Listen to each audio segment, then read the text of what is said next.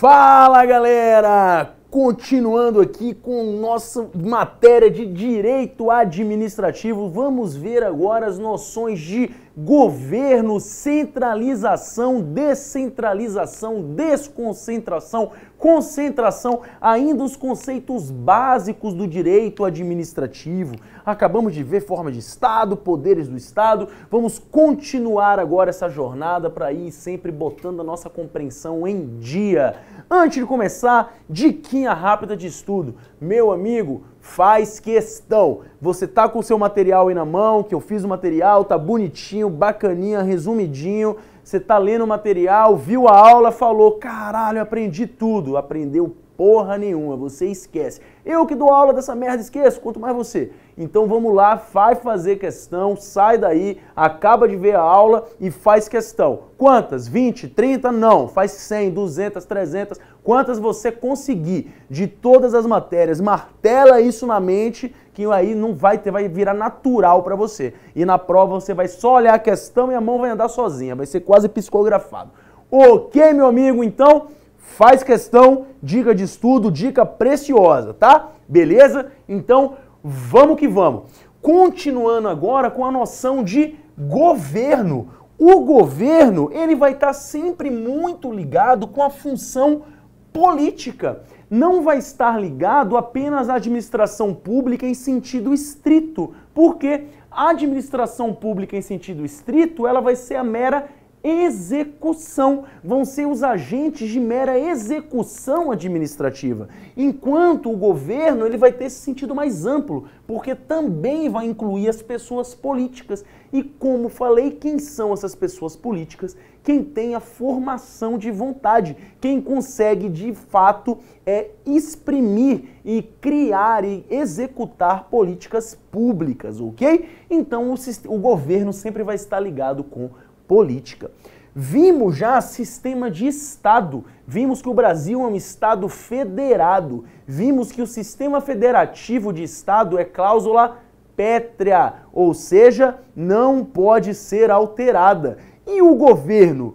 O sistema de governo é diferente do sistema de Estado. E antes de tudo, lembre, meu amigo e minha amiga, sistema de governo não é cláusula pétrea, tá? Não é cláusula pétrea. Simples assim. Ou seja, podemos mudar o nosso sistema de governo? Podemos. Podemos nos tornar uma monarquia parlamentarista? Sim. Inclusive, existe até hoje a família real brasileira, o Príncipe Bertrand, né? Existe até hoje, procura aí no YouTube, em qualquer lugar, Príncipe Bertrand, é muito engraçado. E o cara tá até hoje aí aguardando virar monarquia. Pra quem não sabe, para fim de curiosidade, em 1991, se eu não me engano, eu tinha 4 aninhos, foi votado um plebiscito para se voltar à monarquia e teve cerca de 17% dos votos, ele não passou. Tenho as minhas dúvidas, por quê? Porque lá em Marechal Deodoro da Fonseca, quando foi tomada a monarquia lá, né, pelo que alguns historiadores falam de golpe republicano, ou tomada do poder, enfim, quando foi tomado, o documento assinado ficou dizendo que, após um certo tempo, ia se fazer um plebiscito com a população para ver se eles queriam de volta a monarquia. E esse plebiscito foi feito não sei quantos anos depois, só em 1991. Desconfio que, se fosse hoje em dia com internet e rede social, meu amigo, se duvidar a gente virava uma monarquia de novo. Tá? Mas no momento tem que passar pelo Congresso, tudo isso, tem que ter deputados que apoiem para mudar toda a Constituinte, mas sim, a forma de governo ela não é uma cláusula pétrea, a gente ainda pode se tornar uma monarquia parlamentarista, tá? Ou um presidencialismo parlamentarista, né? Ter um presidente, né? E ter também o primeiro-ministro, podemos ter essa situação. Essa historinha toda é para explicar que governo não é cláusula pétrea, enquanto forma de Estado é cláusula pétrea. Vamos falar então de duas formas de governo, o presidencialista e o parlamentarista. Uma coisa muito importante do regime presidencialista é a impossibilidade de dissolução do legislativo. Ou seja, o poder legislativo, o Congresso, ele não pode ser dissolvido pelo presidente. O presidente não pode chegar no Congresso e falar: essa merda não funciona, não tá dando nada certo, vou dissolver essa bagaça. Não, o presidente não pode fazer isso, ok? Então, o Poder Legislativo, o Congresso Nacional ou as Assembleias Estaduais, as Câmaras de Vereadores, que é onde eu atuo, numa Câmara de Vereador, né? Ela não pode ser dissolvida, ok? Beleza? Também no presidencialista, nós temos uma situação muito interessante.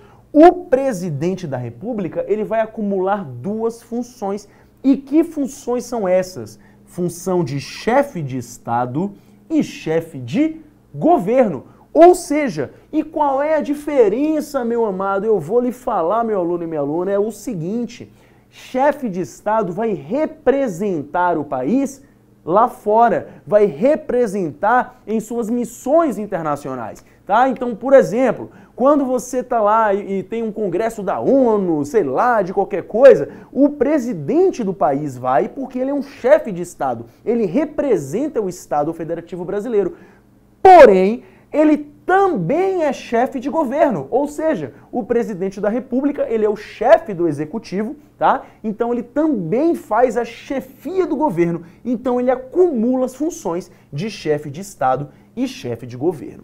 Ele vai ter também um mandato fixo, ou seja, no momento que ele é eleito, ele não fica lá para sempre, ele vai ter um mandato fixo, tá? No presidencialismo, e pode haver uma reeleição ou não, tá? Inclusive, não havia reeleição na época do FHC, que foi criada a situação ali da reeleição, e aí quando o Lula entrou, disse que ia acabar com a reeleição, mas não acabou nada, continuou reeleito, entrou Dilma e reelegeu de novo, e por aí vai, ok? E até que chegamos hoje no presidente Bolsonaro, né? E vamos ver o que acontece, ele vai ser reeleito ou não, né? O futuro a Deus pertence. E aí o que acontece, né? Que você pode ter essa reeleição ou não no presidencialismo, beleza? E no parlamentarismo, né, que é o regime parlamentarista feito por parlamentares. Vou dar um puto exemplo aqui para você lembrar. Lembra aqui da Inglaterra. Quem é o chefe de Estado da Inglaterra? É hoje a Rainha Elizabeth, que não morre nunca, tá? Desde que o meu pai era criança, ela já era velhinha, não morre nunca, vai ficar lá para sempre. Eu acho que ela é um ciborgue, ok? Então você tem lá a Rainha Elizabeth, que ela vai ser o chefe de Estado. Enquanto que o chefe de governo é o primeiro-ministro. Sinceramente, não lembro que é o primeiro-ministro da Inglaterra, eu lembro da época do Tony Blair, que faz tempo, né? Lá da época do Barack Obama, Bush, sei lá, mas eu não lembro hoje do primeiro-ministro da Inglaterra. Mas você tem uma pessoa que vai ser o chefe de governo e uma pessoa que vai ser o chefe de Estado. No caso, o chefe de Estado na Inglaterra, que é uma monarquia parlamentarista, é um monarca, enquanto o chefe de governo vai ser o primeiro-ministro. Outros países que são monarquistas e funcionam mais ou menos dessa forma, Espanha, Noruega, se eu não me engano, eu acho que Dinamarca também é monarquista, Canadá, né? Canadá, o Justin Trudeau é o primeiro-ministro, né? E assim sucessivamente. Tem vários e vários outros países aqui, aí é mais o assunto de atualidades. Ok? Então, quais são as características desse regime? Primeiro, importantíssimo, principal diferença. Pode-se dissolver o legislativo. Inclusive, lá na Espanha, teve uma situação que o monarca dissolveu o legislativo inteiro e acabou-se, né? Você pode dissolver o Congresso, tá? Existe um sistema de colaboração, ou seja, você vai ter uma colaboração dos parlamentares com o monarca. E os parlamentares, eles podem ser indicados, né? Enquanto o monarca, ele é uma questão de hereditariedade, certo? Vai ter o Estado, o chefe de Estado vai ser ou o presidente ou o monarca. Também pode haver um parlamentarismo com um chefe de Estado sendo presidente, tá? Você tem um presidente e um primeiro-ministro. É que o exemplo do monarca fica mais próximo aqui da realidade que a gente está acostumado, certo? E o chefe de governo, ele vai ficar sendo efetivamente o primeiro-ministro, certo? Então essas aqui são as duas principais formas de governo, a presidencialista e a parlamentarista. Vamos ver agora as formas de governo, certo? Que muitas vezes vem aí, alguns autores também chamam de sistema, outros separam, tá? Mas vamos falar aqui das formas de governo para ficar aí bem na sua mente, que nós temos as formas republicana e a monarquia. São aí as mais expressivas, né, formas de governo, né? Você tem as ditaduras também, as formas ditatoriais, que ninguém quer que aconteça, né? Existem, não temos boas exemplos de ditadura, temos lá no Coreia do Norte, que é uma ditadura, temos várias ditaduras monárquicas, monarquias absolutistas. Às vezes pode ser bom, às vezes pode ser ruim, mas normalmente é ruim, ok? Então, vamos que vamos. Quais são as características das formas de governo republicana, que é a forma do Brasil, que, como eu já falei, vem de res pública, coisa pública, para diferenciar da res privada, que é a coisa privada. E a forma de governo republicana, ela vai contar com a eletividade do presidente. O presidente ele tem que ser eleito pelo povo, tá? Eletividade, temporalidade, ou seja, ele tem que ter um mandato que pode ser eleito ou não, então ele vai ter uma temporalidade no poder, representatividade popular, tá? Ele vai ter que representar isso aí perante o povo, e responsabilidade. O que é responsabilidade nesse caso? É simplesmente, meu aluno, o dever de prestar contas. Então, o presidente da República, ele tem que prestar contas ao Congresso Nacional, tá? Isso aí é a Constituição Federal. O presidente da República, ele presta contas, ele não pode fazer o que ele quiser com a res pública. Diferente da monarquia. Por quê? Porque na monarquia você tem uma irresponsabilidade. Veja, eu não estou querendo dizer que a Dinamarca é responsável, não. Apenas que o monarca, ele não tem o dever de prestar contas, certo? O monarca, ele pode gastar da maneira que ele quiser. Devem haver alguns regulamentos, a gente não vive num país monárquico, né? Então não podemos falar com certeza. Mas, em teoria, nós temos que a monarquia tem uma irresponsabilidade. Não precisa, não há obrigatoriedade de prestar contas, ok? Você tem uma inexistência de representatividade. Por quê? Porque sempre vão ser os monarcas, né? Vai ter a hereditariedade. Nunca vai haver representantes do povo. Nunca vai ter representantes populares ali ocupando essa cadeira, né, de poder supremo. Você tem a vitaliciedade, ou seja, enquanto você viver, você será um monarca. Tá? Então é por isso, hoje temos o exemplo da Rainha Elizabeth, enquanto ela viver lá na Inglaterra, ela será a rainha, ela será o monarca. Até por efeito de curiosidade, aquele filme lá do Rei Gago, aquele Rei Gago lá, era o pai da Elizabeth, certo? Que ele era o rei, então depois virou a Elizabeth. E o príncipe Charles, né, tá esperando só a mãe morrer para ele poder finalmente aí tomar o trono. Brincadeira, ele não tá esperando a mãe morrer, né? Mas no momento que a mãe morrer, ele vai ser imediatamente coroado como rei da Inglaterra, certo? Porque existe essa questão de hereditariedade e vitaliciedade. Você se mantém no cargo até a hora da sua morte, ok? E aqui eu já expliquei, né? Isso vai passando de pai para filho, beleza? Vamos agora aqui falar um pouco sobre a administração em sentido amplo e em sentido estrito. Já expliquei isso indiretamente. Basicamente, em sentido amplo, nós estamos falando dos políticos, dos entes, né, das entidades e órgãos políticos e administrativos. Ou seja, estamos considerando toda a administração, tanto a sua força política como meramente executória. Já a administração pública em sentido estrito, estamos considerando apenas a atividade meramente administrativa. Nunca esquecemos que usamos o sistema aqui em inglês, que é o sistema do não contencioso administrativo, ok? Mas a administração em sentido amplo, estamos falando do políticos, né, dos entes e órgãos políticos, das entidades políticas e administrativas, enquanto na estrita estamos falando apenas das atividades administrativas, né, dos entes administrativos, da situação que são meramente administrativas e executórias, certo? Aqui, meu aluno, deixei em branco para fazer com vocês, porque aqui que mora o perigo, que são os sentidos da administração pública, um dos assuntos mais cobrados aí, certo? E vamos agora tirar essa dúvida para todo sempre. Vamos lá. Quando nós falamos no sentido subjetivo, orgânico,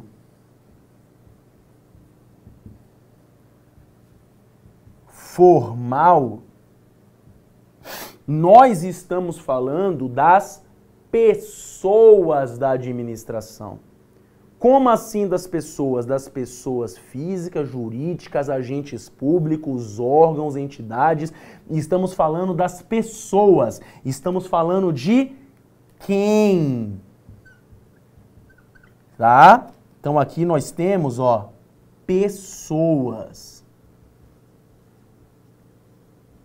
No sentido subjetivo, formal, orgânico, orgânico e formal, né? Você decora da maneira aí que você preferir.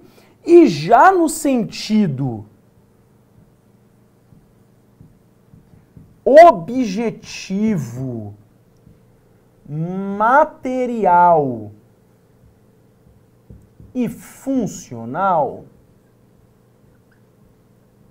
até vou mudar aqui para ficar mais fácil, que é do jeito que eu decorei, tá? Que é subjetivo, formal e orgânico. Quando a gente fala do objetivo material e funcional, a gente não está falando de quem, a gente está falando o quê. Ou seja, a gente está se referindo às atividades. O que faz? Por exemplo, pega o Polícia Rodoviária Federal. Se você for falar em sentido subjetivo, formal, orgânico, é o próprio policial, a PRF, tá? Em sentido objetivo, material e funcional, é a atividade que ele faz. Você vai ter todas as suas funções ali. Não pode esquecer. As bancas adoram confundir o candidato trocando essas letrinhas aqui, essas palavrinhas, e fazendo, por exemplo, quando falamos do sentido subjetivo, material e orgânico, queremos falar então de quem faz, as pessoas da administração pública. Aí você pensa, nossa, subjetivo, orgânico, acertei. E você, ó, se lascou, porque ele trocou, ele fez essa teinha aqui. Isso aqui a banca tem total liberdade para brincar como ela quiser. Ela pode falar, no sentido material, funcional e formal, estamos falando das atividades. E não, estamos falando só das atividades e das pessoas, porque formal fala das pessoas. Ela pode falar só uma palavra. No sentido funcional, estamos falando das atividades, certo? Então é muito importante que você decore. É difícil decorar, tem que fazer, tem que treinar, tem que escrever, fazer questão, errar questão, mas lembre-se, no sentido subjetivo, formal e orgânico, falamos de quem? Falamos das pessoas. E no sentido objetivo, material e funcional, falamos o quê? Das atividades. Ok? Falou? Tudo certo? Show de bola. Vamos continuar aqui então, vendo as primeiras diferenças básicas entre entidade, né? Vou apagar aqui. Entre entidade e órgão. Vamos ver uma aula só de órgãos, mas por enquanto, só para a gente se basear aqui na diferença principal, é a seguinte: as entidades, elas são personalizadas. Ou seja, elas têm personalidade jurídica própria. Tá? Os órgãos são despersonalizados. Ou seja, eles não possuem personalidade jurídica própria. Essa é a principal diferença. Órgão não possui personalidade jurídica própria, enquanto entidade possui personalidade jurídica própria. E por enquanto é o que a gente vai falar, ok? Outro conceito que a gente tem que saber é da administração direta e indireta. A administração direta é a que é feita diretamente pelo Estado, por suas pessoas políticas e órgãos a ela vinculados. Olha só que coisa. Então, por exemplo, quando eu falo da seguinte situação, direta, quem são as pessoas políticas da administração direta que são entes personalizados? Lembra disso, o Estado, né, o Estado, União, DF, municípios, são personalizados. Então, repetindo, da administração direta são União, Estado, DF e municípios.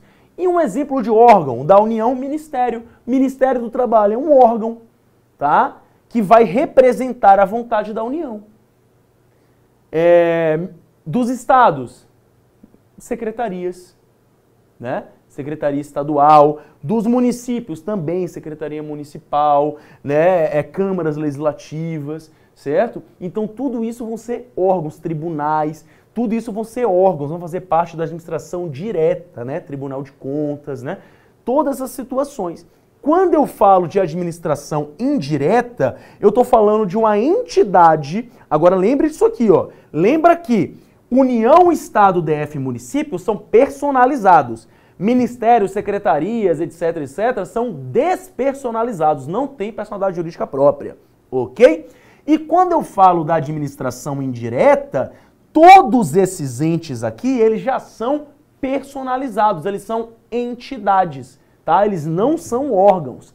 E aí, só falando aqui basicamente, temos as autarquias, fundações, empresas públicas e sociedades de economia mista, ok? E vamos falar de cada uma delas no momento oportuno, mas lembre-se sempre dessa diferença fundamental que há entre a administração direta e a administração indireta.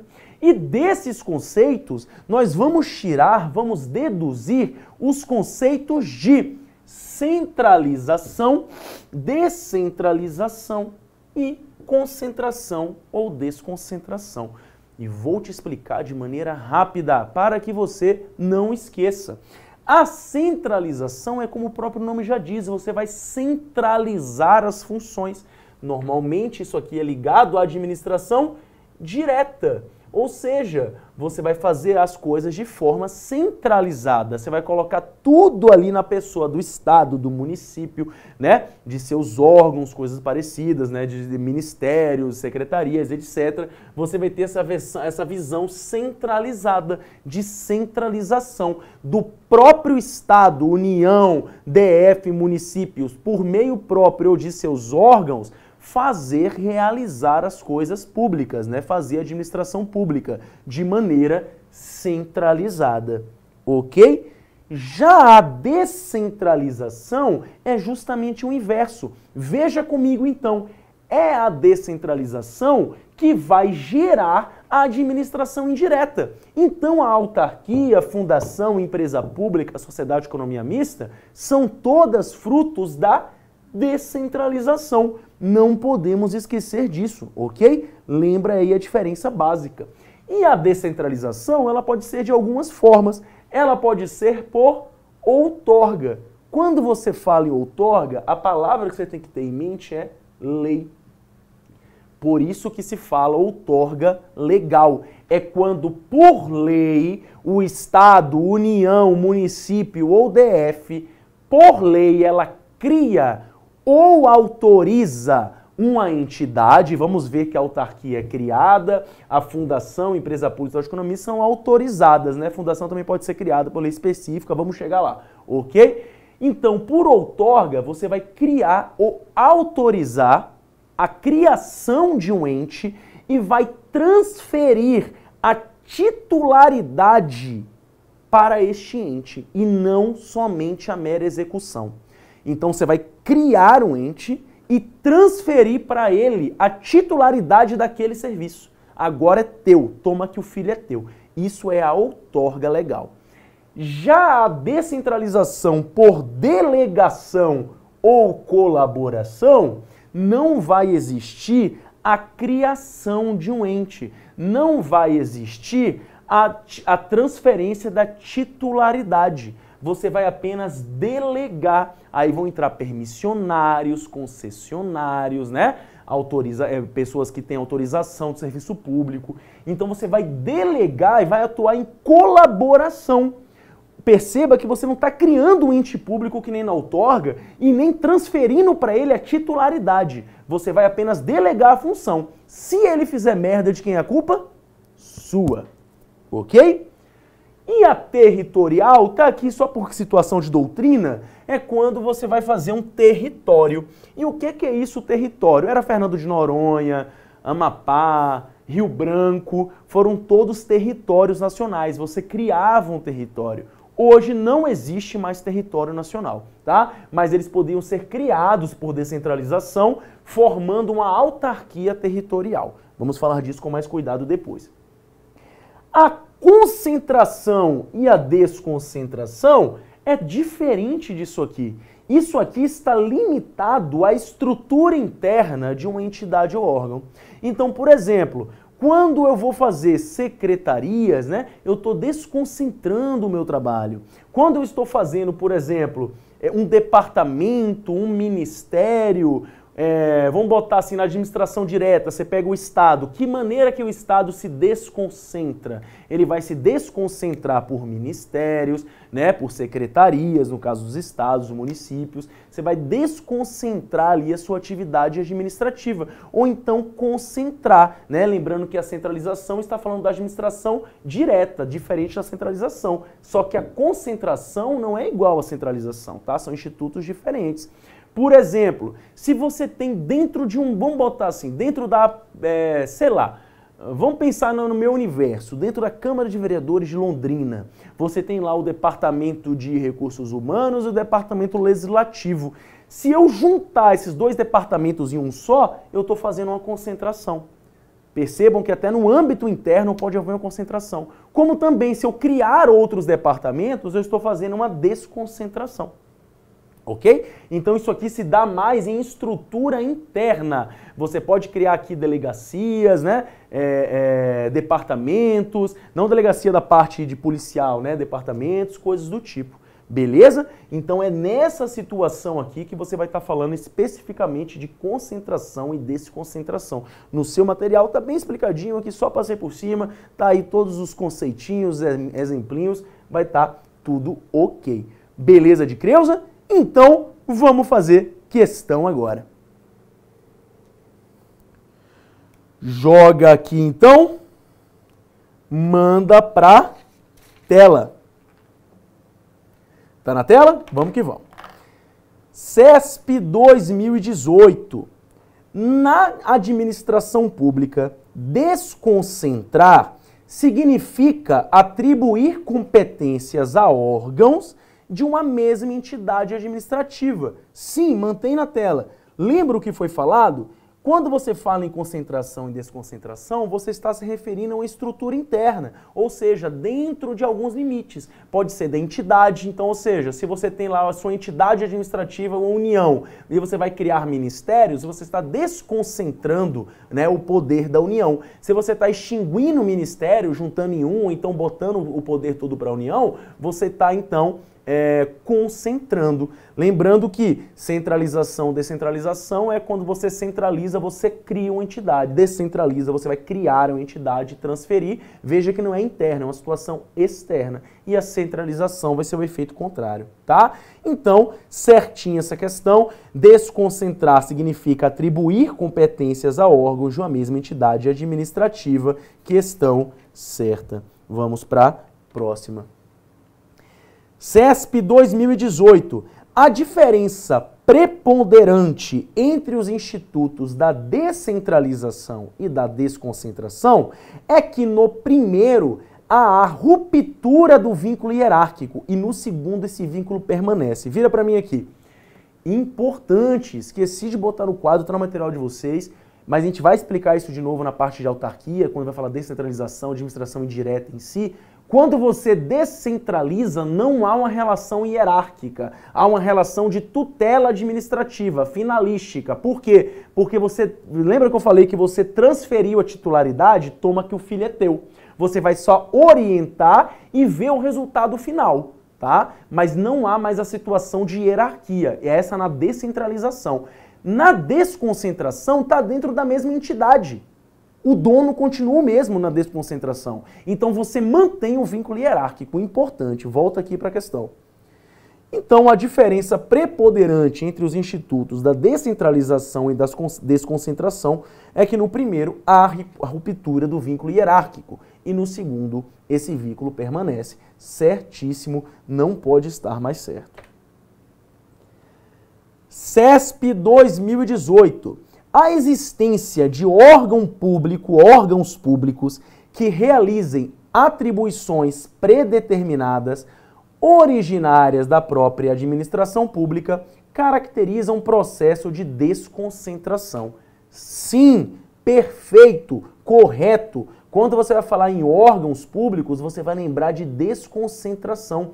Quando você vai falar de entidades administrativas personalizadas, você vai falar de descentralização, porque você está criando algo, tá? E quando você vai falar de administração direta, você também está falando aí de órgãos e Estado, União, coisas do tipo, ok? Então essa aqui também certinha. Vamos fazer mais uma. Ao outorgar, bonita palavra, né? Determinada atribuição à pessoa não integrante da administração direta, lembra que quando eu estou fazendo outorga, eu estou fazendo o quê? Descentralizando, né? A outorga legal você está descentralizando, criando uma entidade descentralizando. Isso é a desconcentração? Não, nada a ver, tudo errado. 3 palavras para essa questão, nada a ver. Questão errada. Mais uma, CESP 2018. Sob a perspectiva do critério formal adotado pelo Brasil, somente a administração pública, aquilo determinado como tal pelo ordenamento jurídico brasileiro, independentemente da atividade exercida. Vira para mim aqui rapidinho. Lembra disso? Formal, subjetivo e orgânico é o quê? Quem forma independe da atividade. Quando você fala de atividade, você fala do quê? Objetivo, material e funcional. Ok? Volta para a tela. Até aqui, então, perfeita questão. Independe da atividade exercida. Assim, a administração pública é composta exclusivamente pelos órgãos integrantes da administração direta e pelas entidades da administração indireta. Olha só que maldade. Essa palavra aqui exclusivamente, quando você vê na CESP, você acha que está errado. Mas aqui na situação está certa. Por isso que eu botei essa questão, tá? A CESP, ela vê dessa maneira, que a administração pública é composta exclusivamente pelos órgãos da administração direta e pela entidade da administração indireta. Ele quis falar aqui, então, de administração pública de uma maneira estricta, tá? Que não tenha formação política, porque o política seria Estado, União, DF, municípios, ok? Então a questão certinha vira para mim aqui. Então é isso, meu aluno, minha aluna, finalizamos aqui mais uma aula, espero que você tenha conseguido absorver o conteúdo, tá tudo no meu material, lê bonitinho e vai fazer questão, meu filho, beleza? Então é isso, valeu, falou!